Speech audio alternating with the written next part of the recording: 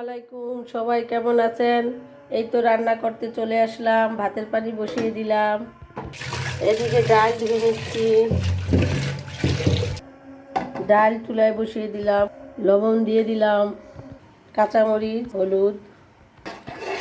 ডাল বসানোর সময় লবণ দিলে ডালটা তাড়াতাড়ি সিদ্ধ হয়ে যায়। চাল ধুয়ে নিব।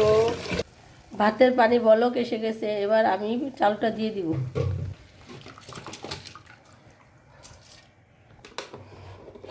এই তো ফ্রিজ থেকে ছোট চিংড়ি মাছ ছিল, নামিয়ে রাখলাম, লাউ দিয়ে রান্না করব।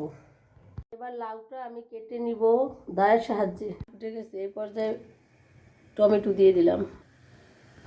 এবার ডালটা নামিয়ে ডালটা বাগার দিয়ে নিব।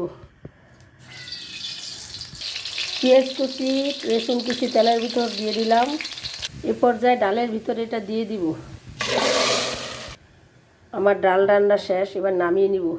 এদিকে আমার ভাত হয়ে গেছে, ভাত ঠিকা দেওয়া হয়ে গেছে।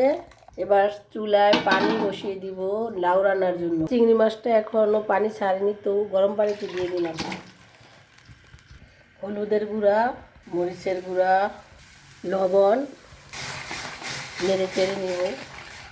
রসুন বাটা, পেঁয়াজ বাটা, এগুলো অপশনাল, আপনি দিতেও পারেন, নাও দিতে পারেন, কারণ আমি পেঁয়াজ রসুন দিয়ে বাগার দিব। মাছের ভিতর লাউগুলো দিয়ে দিব। এবার নেড়ে চেড়ে ঢাকনা দিয়ে ঢেকে দিব কিছুক্ষণের জন্য। আমার কাছে পেঁয়াজের কলি ছিল, তাই দিয়ে দিলাম। এই পেঁয়াজের কলি ভাজির সাথে, তরকারির সাথে, ডিমের সাথে খুব ভালো লাগে, এমনকি ফ্রাইড রাইস করতেও ভালো লাগে।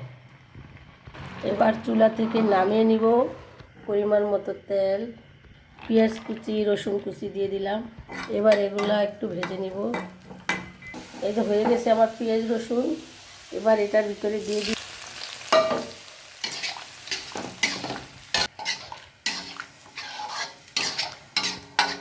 এই ছিল আমার রাতের রান্না। আল্লাহ হাফেজ।